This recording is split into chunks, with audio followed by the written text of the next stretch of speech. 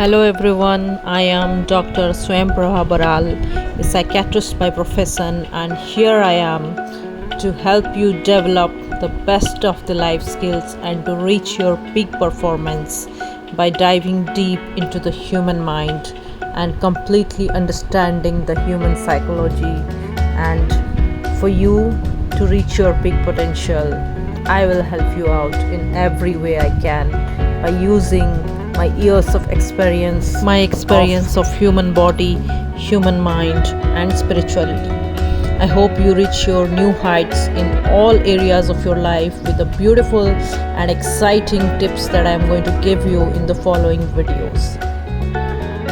May you be the best version of yourself.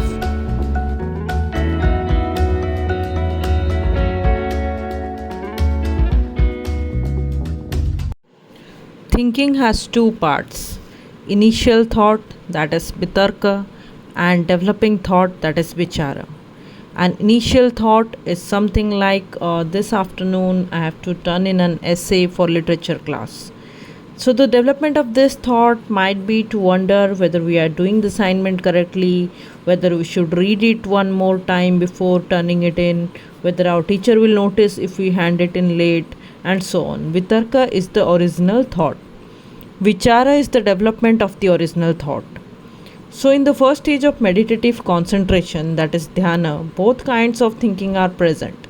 In the second stage, neither is there. We are in deeper contact with reality, free of the words and concepts. So, while walking in the woods with a group of children last year,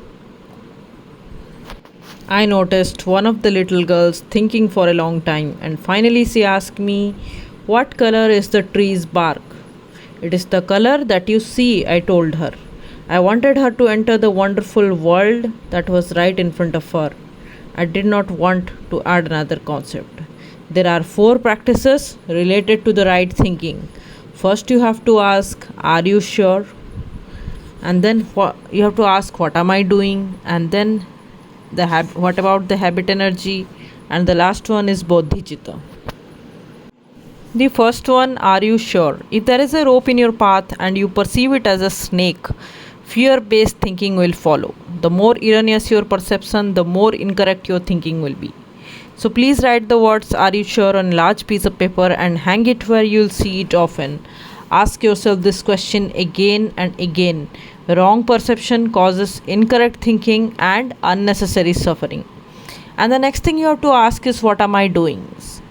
So when you are asking what are you doing, it helps you to release the thinking pattern from the past and the future and to return to the present moment. So by asking this question, you can be right here and right now. So this will help you to overcome the habit of wanting to complete things quickly. So smile to yourself and say, suppose you are washing the dish, that washing this dish is the most important job in my life.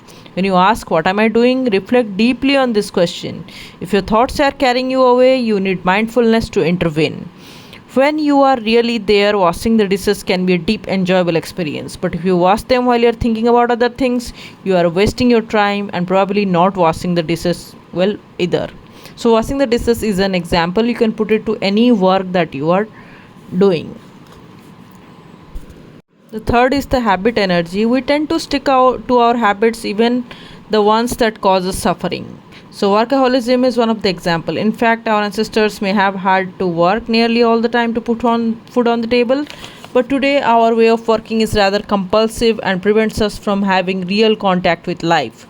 We think about our work all the time and don't even have the time to breathe.